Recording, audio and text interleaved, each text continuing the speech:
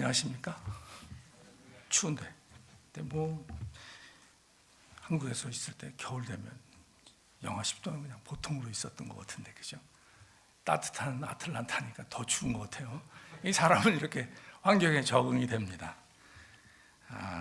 그래서 참 이게 은혜로 구원을 받았고 은혜로 살아가는데도 이게 자꾸 그 은혜를 사는 환경이 척박하다 보니까 자꾸 까먹는 거예요. 그래서 우리 양 목사님도 어떻게 해서든지 그 복음의 은혜를 다시 불러일으켜야 되겠다. 저도 그 사역을 하고, 그래서 지난 금요일부터 이제 오늘까지 그거를 같이 나누는 겁니다. 우리 같이 기도하겠습니다. 은혜와 사랑이 풍성하신 하나님, 저희 위에 여호와의 영이요 지혜와 총명의 영이요 모략과 재능의 영이요 지식과 여호와를 경외하는 영이 강림하여 주시옵소서. 우리로 하여금 그 말씀으로 자신을 드러내시는 하나님을 만나게 하시고 그 하나님의 마음이 저희들의 부족한 마음들을 채우게 하여 주시옵소서. 예수님 이름으로 기도합니다. 아멘. 부흥회라서 그런 게 아니라 부흥회를 안 하더라도 우리는 부흥을 원합니다. 이거 교회가 부흥하기를 원하고 또 우리의 인생이 부흥하기를 원합니다. 이건 거의 본능적인 그런 바람입니다. 이렇게 사람은 누구든지 다 그 힘을 가지기를 원하고 번영하기를 원하는 거예요. 부흥하면 번영하잖아요. 그래서 힘과 번영을 주겠다는 것을 그냥 무의식적으로 따르게 됩니다. 오늘날 힘과 번영을 약속하는 것들이 많이 있는데 그 중에 이제 대표적인 것으로 돈을 들 수가 있어요. 그래서 여러분 이제 소원하는 거 있으면 말해보세요. 이렇게 누구한테 이런 질문을 받으면 제일 먼저 떠오르는 게 돈이에요. 돈이 많이 있었으면 좋겠다. 사람마다 다르지만 대개, 그죠? 그래서 돈이 많이 있었으면 좋겠다. 이렇게 되고, 로또가 당첨이 되면 좋겠다. 또는 가지고 있는 주식이 대박이 났으면 좋겠다. 이런 생각들을 합니다. 그러고 나서는 이제 그 돈을 어디에 쓸지를 생각하게 되죠. 그래서 좋은 집도 사고, 좋은 차도 하나 장만하고, 그리고 세계 여행도 좀 다녀보고, 그리고 자녀들에게 돈을 또 남겨주는 이런 생각들을 하게 되죠. 여러분 중에서 혹시 돈을 싫어하시는 분 있으면 손 한번 들어보세요. 저는 완전히 손 안 들어온다. 밑입니다. 저 돈 좋아해요. 그죠? 돈 좋아합니다. 돈 싫어하는 사람 저는 없을 것 같아. 특별히 무슨 이렇게 돌을 닦든지, 돌 닦는 분들도 돈을 좋아하시더라고요. 저 돈 좋아합니다. 그런데 우리가 이제 돈을 얻기 위해서 때로는 정말 창피스럽게 고개를 숙일 때도 있고, 자세를 낮추기도 하고 그렇게 살아가는데, 정말로 돈이 우리에게 생명을 주느냐? 정말로 돈이 우리에게 우리 삶을 부족함이 없게 만드느냐? 정말로 돈이 우리를 번영하게 하느냐? 이거 한번 생각해 볼 문제입니다. 돈은 우리에게 필요한 건데, 돈이 무상이 될 수도 있습니다. 이제 이런 상황을 한번 상상해 보죠. 이제 여러분이 사막을 지나가는 중입니다. 큰 사막을 지나가는데, 여러분에게 물이 딱 한 명이 남았습니다. 물을 준비해 갖고 왔는데 다 떨어지고 한 명 딱 남았어요. 그러면 여러분은 이제 그 물을 애지중지할 겁니다. 아무도 뺏어가지 못하게 꽉 잡고 가겠죠. 그러다가 이제 사막에서 물이 다 떨어져서 목말라서 죽게 되면 그 물 한 병은 정말로 귀합니다. 그때는 10캐럿짜리 다이아몬드보다 그 물이 더 귀한 거예요. 10캐럿짜리 다이아몬드는 마실 수가 없는데 물은 먹고 살 수가 있으니까. 이제 그러다가 사막을 벗어났어요. 이제 사막을 벗어났는데도 그 물병을 애지중지하면서 꽉 붙들고 있는 모습을 한번 상상해 보십시오. 되게 웃기겠죠, 그죠? 누가 뺏어갈까봐 그 물 한 병을 막 꼭 끌어안고 있는 거예요. 우상이 그런 겁니다. 우상은 그럴 필요가 없는데 그냥 애지중지하면서 꽉 붙들고 살아가는 그 물 한 병과 같은 겁니다. 돈은 우리한테 필요한 건데 돈을 그냥 마냥 애지중지한다면 그 돈이 우상이 됩니다. 우리가 돈을 우상으로 붙들고 살면 우리의 삶이 망가지게 됩니다. 돈은 우리에게 생명을 주지도 못하고 우리를 부족함이 없게 하지도 못하고 그리고 우리를 번영하게 하지도 못합니다. 근데 요즘 사람만 그 힘과 번영을 좋아하는 게 아니라 옛날 사람들도 힘과 번영을 좋아했습니다. 그래서 그 우상이 힘과 번영을 약속해 주기 때문에 어떤 형상에다가 신이라는 이름을 붙여놓고는 거기에다 대고 빌었습니다. 뭐 해라든지 달이라든지 또는 무슨 오래된 나무라든지 동물이라든지 동물에다도 빌었어요. 바다라든지 바다, 지금도 바다를 신으로 삼는 사람 많이 있어요. 어부들은 바다를 경유합니다. 그렇죠? 자기 목숨이 거기에 달려 있으니까. 뭐 큰 바위를 또 신으로 여기기도 하고, 뭐 이런 것들이 없으면 뭐 나무나 돌이나 이런 금속을 깎아가지고 어떤 형상, 신의 형상을 만들어 놓고 이제 거기 그를 신이라면서 비는 거예요. 그런데 오늘 이제 우리가 같이 나눌 본문에 나오는 아브라함도 우상 가운데서 살고 있었어요. 아브라함의 아버지 데라는 우상을 만드는 사람입니다. 그러니까 옛날에는 가족들이 다 같이 사니까, 그러니까 아브라함의 집에 우상이 엄청나게 많이 있었던 거예요. 그런데 그 아브라함이 우상 가운데 살고 있었는데 하나님께서 그를 부르신 겁니다. 하나님께서. 자, 1절 비춰주세요. 같이 읽을까요?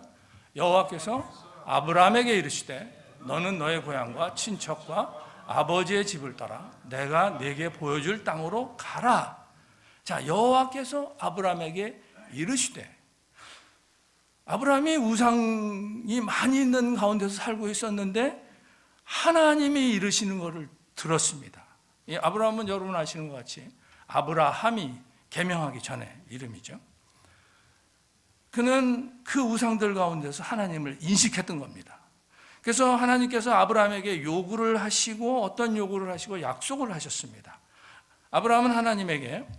하나님은 아브라함에게 고향과 친척과 아버지의 집을 떠나라고 요구를 하셨고, 그죠?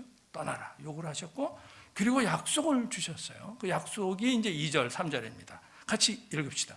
내가 너로 큰 민족을 이루고 내게 복을 주어 내 이름을 창대하게 하리니 너는 복이 될지라.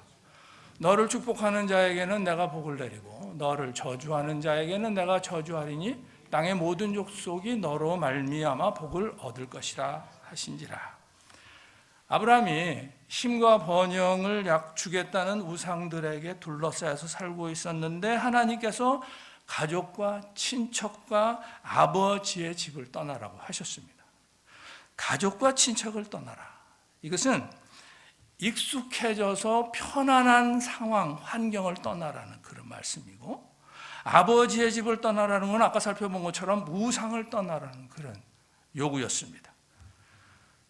그리고 하나님께서 지시할 땅으로 가라고 하셨어요. 그리고 축복을 약속하셨습니다. 그런데 여러분, 우리들도 우상에 둘러싸여서 살고 있고 우리들도 편안함에 익숙해져 있고 그 편안함을 좋아하고 즐깁니다. 그런데 예수 그리스도께서 우상을 떠나라고 우리에게 말씀하시는 거예요. 예수님께서 그 익숙해진 편안함을 떠나라고 하시는 겁니다. 그리고는 하나님의 뜻을 따라가라고 하시는 겁니다. 아브라함은요, 익숙해진 편안함과 우상을 떠나서 어딘지는 아직 모르지만 하나님께서 인도하실 미지의 땅으로 갔습니다. 어딘지는 모르는데 그 미지의 땅으로 간 거예요. 하나님의 약속을 믿었기 때문에. 하나님의 약속을 믿었기 때문에. 자, 4절 비춰주세요. 시작. 이에 아브라함이 여호와의 말씀을 따라갔고. 자, 사람은, 아브라함이 약속을 믿었던 것처럼 사람은 믿음이 있어야 우상과 익숙해진 편안함을 떠나고 그리고 하나님의 뜻에 따라서 인도하심을 받을 수가 있습니다. 믿음이 있어야 하나님의 꿈이 우리의 꿈이 되고 하나님의 비전이 우리의 비전이 되는 겁니다. 아브라함이 하나님을 믿었고 그 믿은 것이 아브라함에게 인생의 분수령이 됐어요. 개울이 산에서 흘러가다가 분수령을 만나면 한 줄기는 산의 이쪽으로 흘러가고 다른 줄기는 산의 저쪽으로 흘러갑니다. 뭐 산 이쪽이나 저쪽이나 다 똑같아 보이는데 사실은 정반대의 세계에 위치하게 되는 겁니다. 출발은 같았는데 분수령을 지나면서 서로 다른 세계에 위치하게 되는 거죠.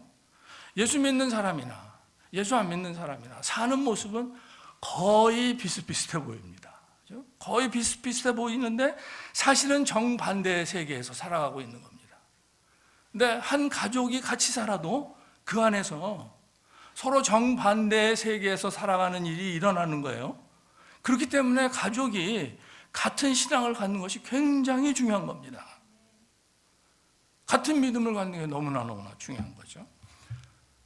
믿음으로 다른 세계에 가게 된 사람 중에 하나가 예수님이 십자가에 달려서 돌아가실 때 예수님 곁에 달렸던 강도 중에 한 사람입니다.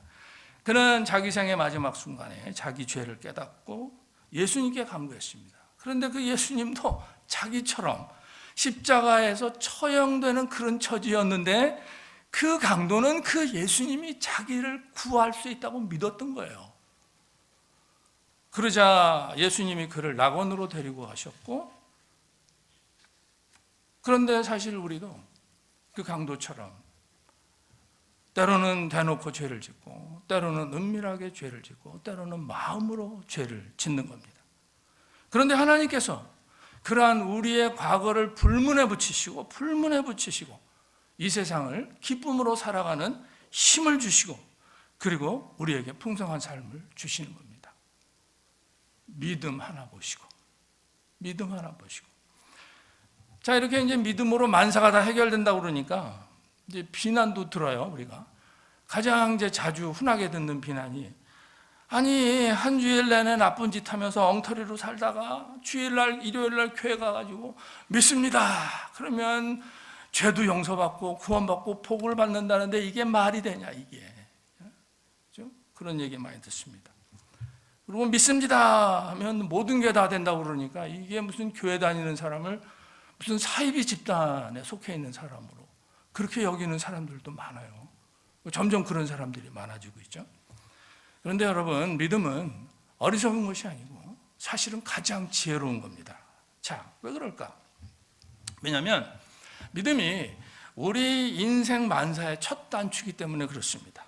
여러분, 첫 단추를 잘못 끼면 어떻게 될까요? 여기다 이렇게 끼고 나가면 일단 보기도 이상하고 되게 불편하겠죠? 그리고 진짜로 멍청하게 보이겠죠? 이러고 다니면. 그런데 믿음이 인생 만사의 첫 단추입니다. 믿음은 우리의 인생이 달려가는 기찻길 같은 겁니다. 그래서 사람의 인생은 무엇을 믿는가에 따라서 달라지는 겁니다.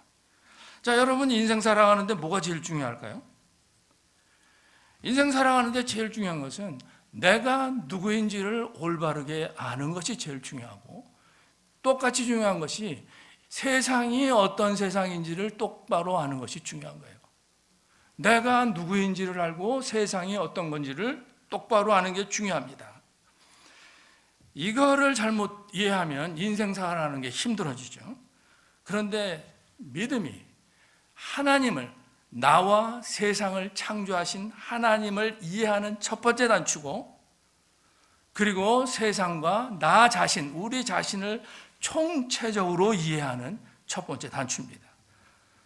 그래서 믿음으로 인생의 첫 단추를 잘 끼면 즐거운 인생이 펼쳐지고, 잘못 끼면 고단한 인생이 펼쳐지는 거죠.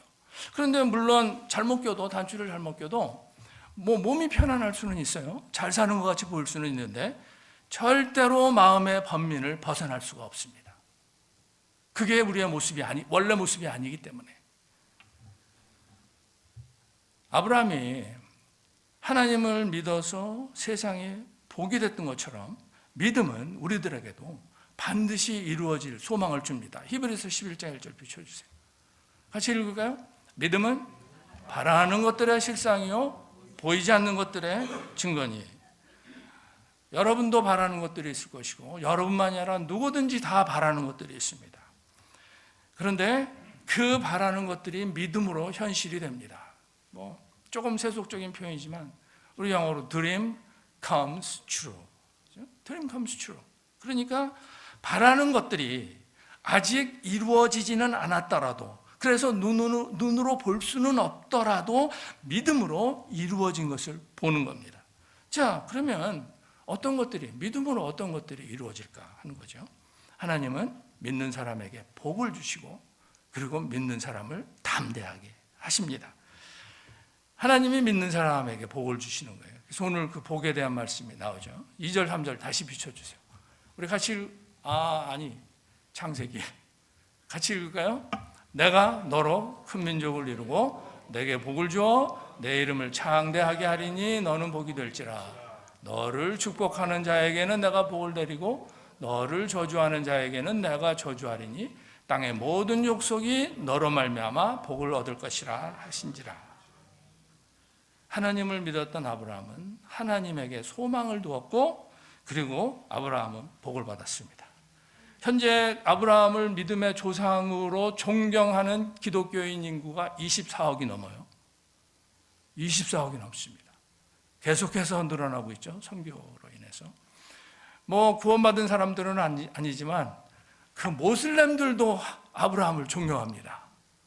모슬렘까지 합치면 정말 엄청나게 많은 사람들이 그 아브라함을 존경하는 거예요.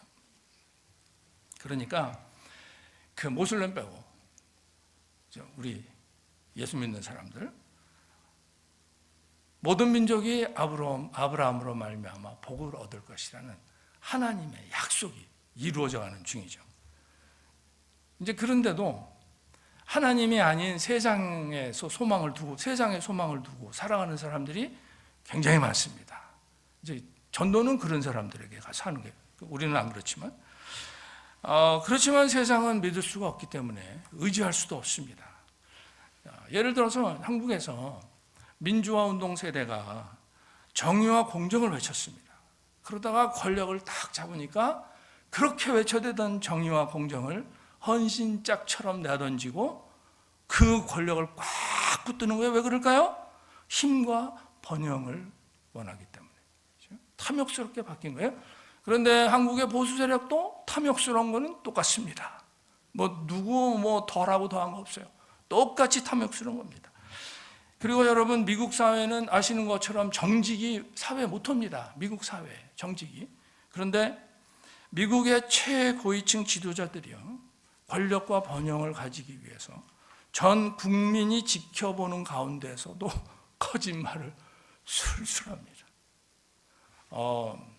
예를 들면 그 대법원 판사 인준하는 청문회가 일어나요. 청문회가. 그러면 이제 누가 대법원 판사 후보로 이제 추천이 돼서 청문을 받잖아요. 그럼 꼭 무슨 일이 일어나냐면 최근에는 저 사람이 과거에 나를 성추행했다, 뭐 했다 하는 그런 주장이 또 일어납니다. 그러면 이제 그 후보와 그 주장을 하는 사람과 둘이 전 국민이 지켜보는 가운데서 증언을 하는 거예요. 한 사람은 저 사람이 나를 성추행했다 그러고 한 사람은 절대로 그런 일 없다고 얘기를 하거든요. 누가 사실을 말하는지 알 수는 없지만 분명한 것은 둘 중에 한 사람이 거짓말을 하고 있는 거예요. 전 국민이 지켜보는 가운데서. 근데 여러분 대통령도 거짓말 되게 많이 하죠. 도덕성의 문제가 되게 많아 보이는 트럼프 전 대통령은 당연히 거짓말 많이 했죠. 그러면 바이든 현 대통령, 바이든도 거짓말 무척 많이 합니다.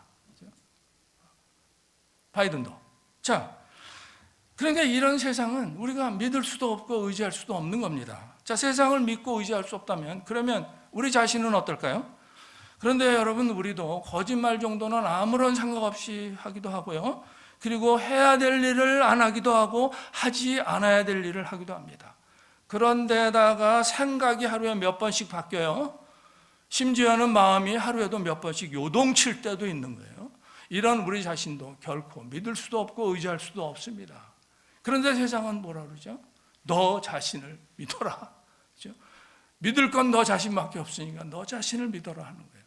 세상에서 목소리 높여서 외치죠. 이러한 우리들의 연약함, 이러한 우리들의 악함을 완전하신 예수 그리스도께서 없애주시는 겁니다. 죄로 오염된 우리를 대신해서 죽으심으로써 우리의 죄값을 대신 치르셨고 부활하심으로써 우리에게 소망을 주셨습니다. 우리를 위해서 죽으시고 다시 사신 예수 그리스도를 믿고 의지할 때 우리는 새로운 능력으로 풍성한 삶을 사는 복을 받습니다. 진정한 번영의 삶을 살게 되는 거죠. 두 번째로 하나님은 믿는 사람을 담대하게 하십니다. 4절 비춰주세요. 같이 읽을까요? 아브라함이 하란을 떠날 때 75세였더라. 와, 75살 난 노인이 식솔들을 이끌고 생소한 땅으로 이주하는 거 보통 일이 아니에요. 그렇죠? 보통 일이 아닌 겁니다. 젊을 때도 아니고. 아브라함은 아주 담대했습니다. 아브라함은 75살에 하나님의 말씀에 순종해서 식구들을 이끌고 고향을 떠나서 미지의 땅으로 왔습니다. 요즘 뭐 교회마다 연세 많은 분들이 많다고, 젊은 사람들은 안 오고 나이 든 분들이 많다고 걱정들을 많이 해요. 뭐 이해가 되긴 되죠. 이해가 되긴 되는데 저는 그거 쓸데없는 걱정이라고 생각해요. 왜냐하면 하나님은 신앙의 경륜이 있는 노인들을 귀하게 사용하시기 때문에 그렇습니다. 목사님이 아멘 제일 큰데 장로님 제일 크게 하셔야 되는데. 오케이. 왜냐면요, 성경이 교회에서 거의 제일 중요한 수준이겠죠. 이 성경이. 성경 중에서 중요한 게 신약 성경의 앞부분에 있는 사복음서. 그렇죠? 제가 어느 날 궁금해서 조사를 해봤는데 이 성경의 사복음서를 하나님께서 신앙의 경륜이 있는 분들을 통해서 쓰게 하셨어요. 마가만 52세에서 57세 사이에 마가복음을 기록한 거고, 마태나 누가나 요한은 전부 60이 훌쩍 넘어서 복음서를 기록했습니다. 기독교에 있어서 굉장히 중요한 그 복음서를 신앙의 경륜이 있는 성도들을 통해서 기록하게 하신 겁니다. 그러니까 나는 늙어서 못해, 나는 늙어서 안 해 하면서 편안하기를 바라지 마시고요, 남이 알아주지 않는다고 노여워하지도 마시고요, 그리고 늙어서 믿을 거는 돈밖에 없다고 돈을 우상 삼지도 마시고, 나이 들었지만 여전히 써주시는 하나님께 감사하고 기쁘게 섬기며 봉사하면서 하나님의 뜻을 따라가시기를 바랍니다. 신앙의 경륜이 있는 하나님의 백성답게 사는 거죠. 그게 우리가 하나님께 순종하며 담대하게 나갈 때 당연히 희생을 치릅니다. 하지만 얻을 상도 있습니다. 하나님께서 잘 아시는 거예요. 히브리서 비춰주세요. 같이 읽을까요? 그러므로 너희 담대함을 버리지 말라. 이것이 큰 상을 얻게 하느니라.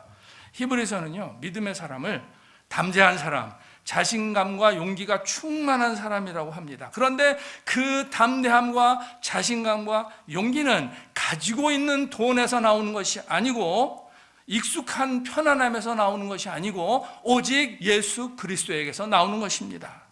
예수님은 우리를 위해서 담대하게 죽음도 초월하셨어요. 여러분, 돈의 우상을 버리는 것이 망설여지고, 그리고 익숙해진 편안함을 포기하는 게 망설여지신다면 기꺼이 십자가를 지신 예수 그리스도를 바라봅시다. 우리를 위해서 십자가를 지신 예수님. 만약에 여러분이 우상과 편안함을 내려놓는 것이 두렵다면, 두려워요. 두렵죠? 그거 내려놓는 거 두려운 일이에요. 두렵다면 죽음 앞에서도 담대하셨던 예수 그리스도를 바라봅시다. 우리가 우상과 편안함을 떠날 때 대가를 치르게 되는데, 그것은 우리가 하나님의 아들인 예수님처럼 되는 징표인 것입니다. 혹시 여러분 요즘 개인적으로나 교회적으로 어려움이 있을 수도 있고요, 그리고 또한 바라는 것들이 있을 수가 있습니다. 그런데 예수님은요, 우리가 그 어려움을 겪으면서 무언가를 바라면서 옳은 방향으로 결단하게 하십니다. 우리는 어려움을 겪을 때나 무엇을 바랄 때 하나님의 뜻을 구해야 되고 그 뜻에 순종해야 되는데, 오늘 본문이 거기에 대해서 매우 중요한 것을 우리들에게 가르치고 있습니다.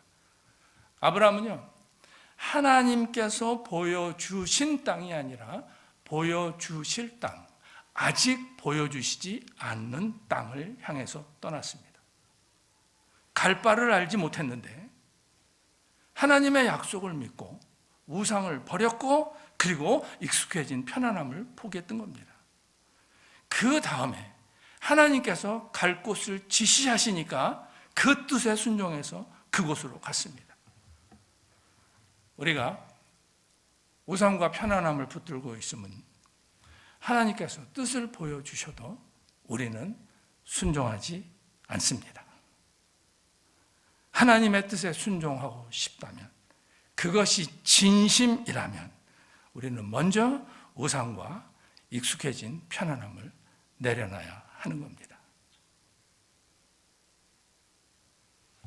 하나님은 75살이나 된 아브라함에게 익숙해진 편안함을 떠나서 하나님께서 지시할 땅으로 가라고 하셨습니다.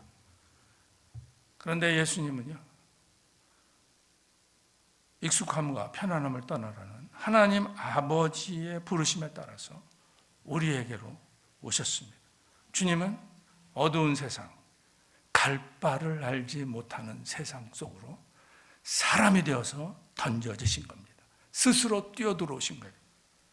그리고는 하나님 아버지의 뜻대로 우리를 하나님의 새로운 백성으로 창조하셨습니다. 그래서 우리가 새로운 피조물이 된 거예요. 새로운 피조물. 새로운 피조물인 우리는 우상과 편안함을 떠나서 교회와 우리의 인생의 부흥을 주시는 하나님의 비전을 향해서 담대하게 나아갈 수가 있는 겁니다. 새로운 피조물이기 때문에. 그렇죠? 그런데도 우상을 버리고 익숙한 편안함을 떠나는 게 망설여지죠. 그렇죠? 망설여집니다. 우리는 좀처럼 돈의 우상, 익숙한 편안함을 내려놓으려 하지 않습니다. 하나님께서 버려라 하시지만 선뜻 순종하지 않고 끊임없이 자신을 합리화하려 합니다. 자, 아브라함은 어땠는지 한번 보겠습니다. 창세기 22장에 굉장히 황당해 보이는 그런 사건이 기록되어 있어요. 하나님께서 아브라함에게 외아들인 이삭을 번제로 바치라고 하신 거예요. 번제는 제물을 불에다가 태워서 드리는 제사예요. 그 아들을 불에 태워서 제사로 드리라는 거예요. 그죠? 야, 우리는 그런 부분을 볼 때, 야, 이거 귀한 자식을 불에 태워서 제사를 드리라고. 야, 이건 말도 안 돼. 그죠? 이런데도 무조건 믿고 따라가야 되는 거야. 뭐 이런 생각들이 들고, 그러다가 보니까 이 사건을 사실이 아닌 무슨 이야기로 치부하면서 그냥 지나갑니다. 그런데 하나님을 잘 몰라서 그런 의문들을 품게 되는 거죠. 하나님께서 이삭을 바치라고 아브라함에게 하시기 전에 아브라함은 하나님을 이미 여러 번 만났습니다. 우상과 편안함을 떠나서 하나님께서 지시할 땅으로 가라고 하실 때 순종해서 떠났고, 그리고 자기는 100살이고 아내인 사라는 90살 노인일 때 하나님이 약속하신 상속자인 아들 이삭을 얻었습니다. 그러한 것들을 겪으면서 하나님을 더욱 깊이 경험을 했죠. 그리고는 그것만이 아니라 하나님께서 아브라함에게 이삭이 너의 후손을 이을 거라고 여러 번 약속해 주셨어요. 아브라함이 그 하나님의 약속을 지킨다고 믿었던 겁니다. 하나님은 그 약속을 지키신다. 그런 하나님이 그 이삭을 제물로 바치라고 그렇게 할 때 아브라함이 순종하니까 하나님의 약속을 믿고 하나님께서 이삭 대신 제물이 될 양을 준비해 놓으신 겁니다. 아브라함이 순종하기가 너무나 힘들어 보이는 하나님의 말씀의 믿음으로 순종했고, 비로소 우리가 그렇게 좋아하는 여호와 이레의 하나님, 예비하시는 하나님이 그에게 나타나신 겁니다. 예비하시는 하나님께서 아브라함에게 이렇게 말씀하시는 거죠.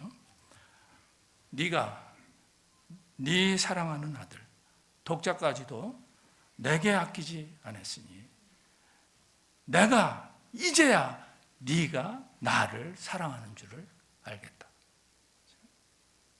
사랑하는 여러분, 우리가 예수 그리스도를 정말 믿음으로 바라본다면 우리는 하나님께 이렇게 고백할 겁니다. 하나님께서 사랑하시는 그 외아들까지도 우리를 위해서 아끼지 않으셨으니 우리가 이제야 하나님이 우리를 사랑하시는 줄을 알겠습니다. 고백을 할 거예요.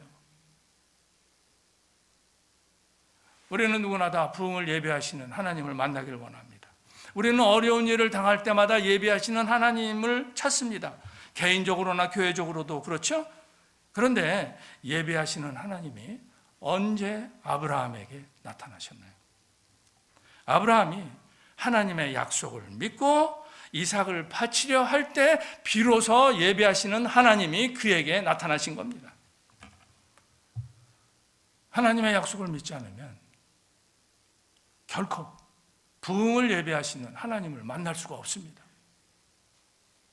하나님의 약속을 믿지 못해서 돈의 우상과 편안함을 내려놓지 않고 있을 때는 하나님이 비전을 보여주셔도 우리는 거기에 순종하지 않습니다. 그럴 때 우리는요, 자기 입맛에 맞는 선택을 하게 되죠. 그리고는 예비하시는 하나님을 만났다고 착각하면서 하나님께 불순종하게 되는 겁니다.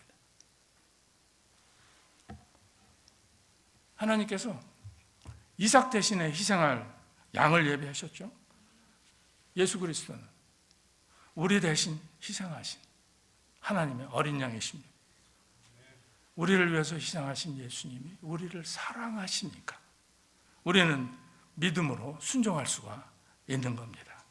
우리를 사랑하시는 주님은 결코 우리를 해치지 않습니다. 그 예수님은 우리에게 언제나 좋은 것을 주십니다. 우상과 익숙해진 편안함을 떠나라는 하나님의 말씀에 순종하기가 망설여지신다면 그것은 아직도 부흥을 예배하시는 하나님을 잘 모르기 때문입니다. 그럴 때는요, 아무 자격 없는 나를 위해서 희생하시고 부활하신 예수 그리스도를 더 알게 해달라고 간절히 기도해야 하는 겁니다. 간절히. 그리고 우리가 예수님을 더 알아서 믿음으로 살아간다면 우리는 얼마든지 하나님의 뜻을 따라갈 수가 있어요. 우리 성도가 믿음으로 살아가는 이야기가 하박국서에 쭉 나오는데 우리 하박국서 2장 4절 한번 비춰보겠습니다. 같이 읽을까요? 의인은 그의 믿음으로 말미암아 살리라. 자, 이 하박국서는 그 바벨론 제국이 그동안 이스라엘을 간간히 괴롭히다가 이제 본격적으로 이스라엘을 침공해오는 대환난의 날이 임박했습니다. 그때 하박국 선지자가 하나님께 따지는 거예요. 하나님, 우리 의인들이 악인들에게 고통을 당하는데 하나님은 어째서 아무것도 안 하십니까? 하고 따진 거예요. 그때 하나님께서 의인은 믿음으로 말미암아 살 것이다 라고 대답을 하셨어요. 여기서 의인은요, 마음이 교만하지 않고 정직한 사람이죠. 그리고 중요한 것은 하나님께 순종하지 않는 사람들 가운데서 살아가지만 선량하고 순수한 거예요. 의인들은 하나님께 순종하지 않는 사람들 속에 섞여서 살면서도 하나님의 뜻을 이루면서 살아갑니다. 하나님의 뜻을 이루면서 살아갑니다. 이러한 의인의 삶은 오로지 믿음으로만 약속되고 오로지 믿음으로만 가능한 것입니다. 그런데 예수 그리스도께서 믿음으로 하나님 아버지의 뜻을 이루셨습니다. 십자가에서 희생하라는 하나님 아버지께 순종하셨고 부활하셔서 새로운 하나님의 나라를 시작하신 겁니다. 그래서 하나님께서 예수 그리스도를 믿는 우리들을 의롭다고 칭해 주시는 거예요. 우리가 그렇게 죄를 졌는데도 우리를 의롭다고 칭해 주시는 겁니다. 우리는 하나님이 인정하시는 의인입니다. 이것이 우리들의 참모습이고 여러분이 찾는 참 정체성이에요. 우리는 하나님이 의롭다 하시는 의인이다. 그리고 우리를 섬김의 길로 불러주시는 거죠. 의인은 믿음으로 말미암아 살 거라는 하나님의 응답을 들은 하박국이 놀라운 고백을 해요. 가축이나 추수한 곡식과 같이 자기가 가지고 있는 재산 때문에 즐겁고 기쁜 것이 아니라 하나님 때문에 즐겁고 기쁘다고 고백을 합니다.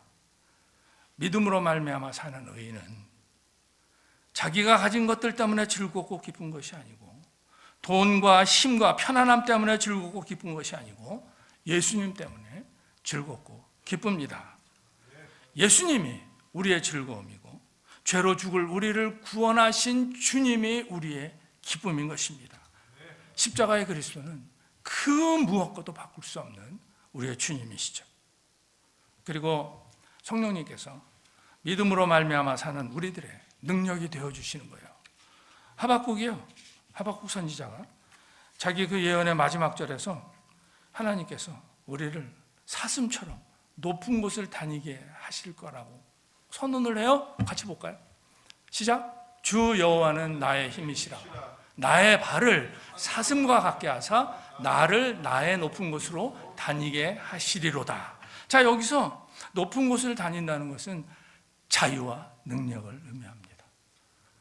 저는 세상에 있는 단어 중에 구원 말고 좋은 단어가 자유예요. 저는 정말 자유하고 싶어요.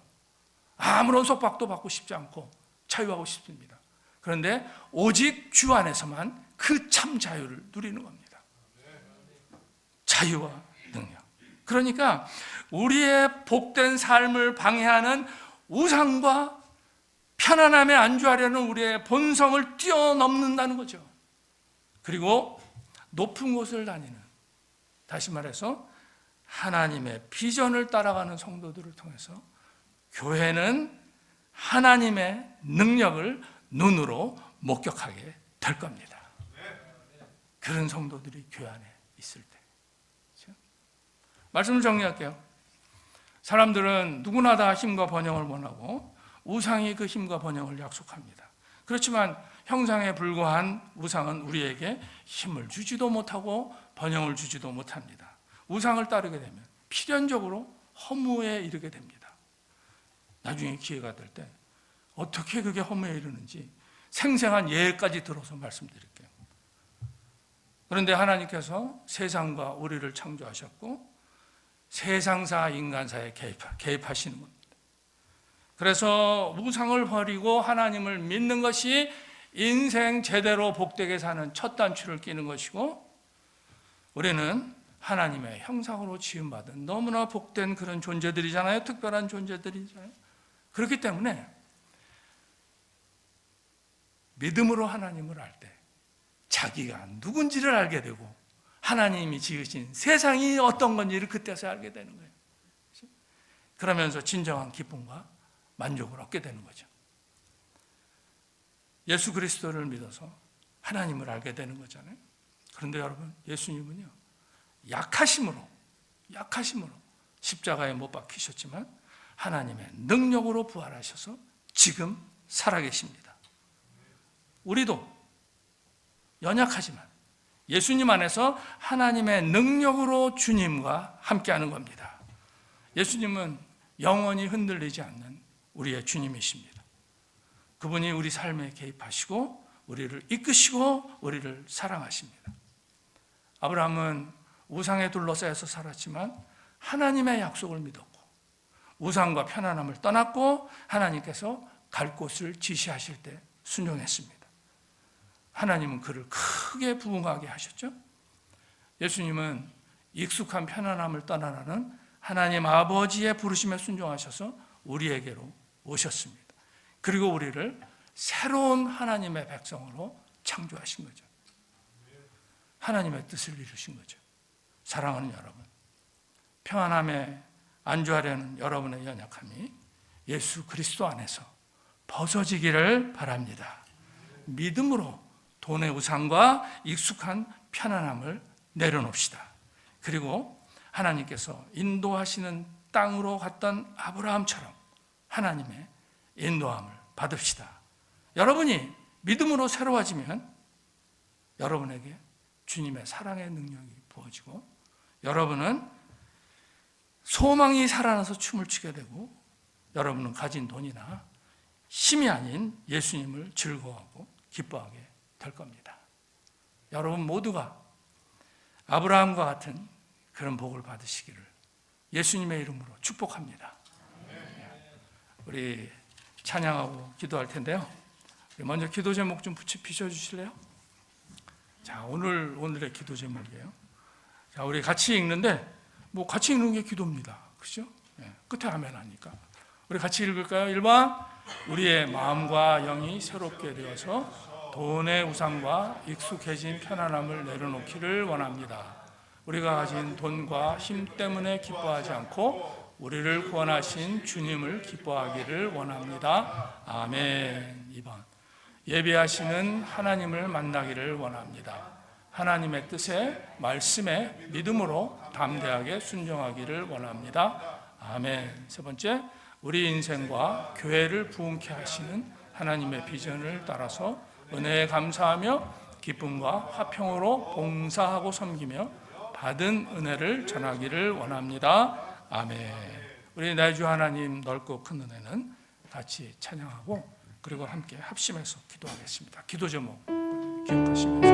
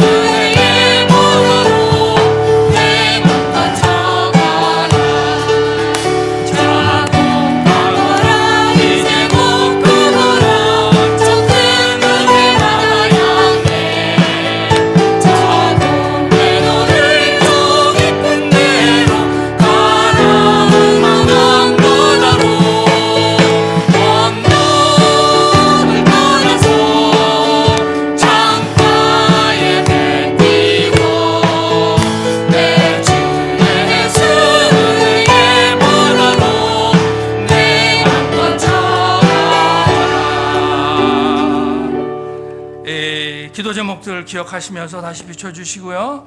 성령님, 이 시간에 우리가 은혜의 깊은 바다에 이르도록 우리를 도와주시옵소서. 우리를 부흥케 하시는 하나님께 우리 함께 기도하며 나가겠습니다. 은혜와 사랑이 풍성하신 하나님 감사합니다. 저희들 하나님을 향해서 나갑니다. 사랑과 소망을 주시는 하나님 감사드리며 우리 하나님께 나갑니다. 바다와 같은 은혜를 저희들에게 베풀어 주신 주님의 갈보리 십자가에서 우리에게 은혜의 샘을 터뜨려 주신 우리 주님을 향해서 나가오니 성령 하나님 우리를 예수 그리스도께로 이끌어 주시옵소서. 우리의 마음과 영이 살아나서 우리를 새롭게 하여 주시옵소서. 우리의 연약함이 우리 주님의 사랑 안에서 벗어져서 담대하게 살아가기를 원하오니 주여 저희를 도와주시옵소서. 하나님의 예비하신 복을 받기를 원합니다. 하나님께서 보여주시는 하나님의 뜻이요 하나님의 비전에 믿음으로 순종하기를 원합니다. 주여 주여 저희들 가지고 있는 그런 힘 때문에 눈 때문에 기뻐하지 않고 우리 주님을 기뻐하게 하여 주시옵소서. 우리를 구원하신 주님을 즐거워하게 하여 주시옵소서.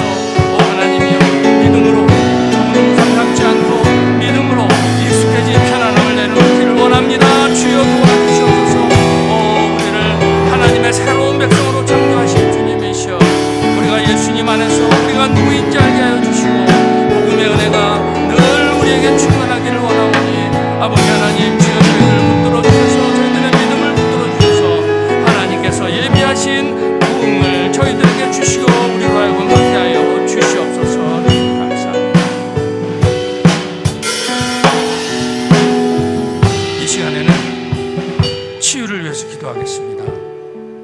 주님은 신유의 주님이시죠. 그래서 여러분, 육신에 아픈 곳이 있는 분은 그 아픈 부위에 손을 얹으시고, 마음에 깊은 아픔이나 상처가 있으신 분은 가슴에 손을 얹으세요.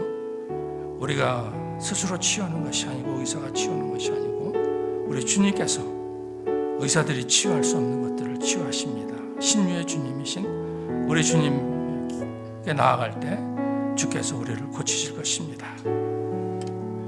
예수 그리스도의 이름으로 명하노니 육신의 아픈 부분들이 이 시간에 나음을 받을지어다.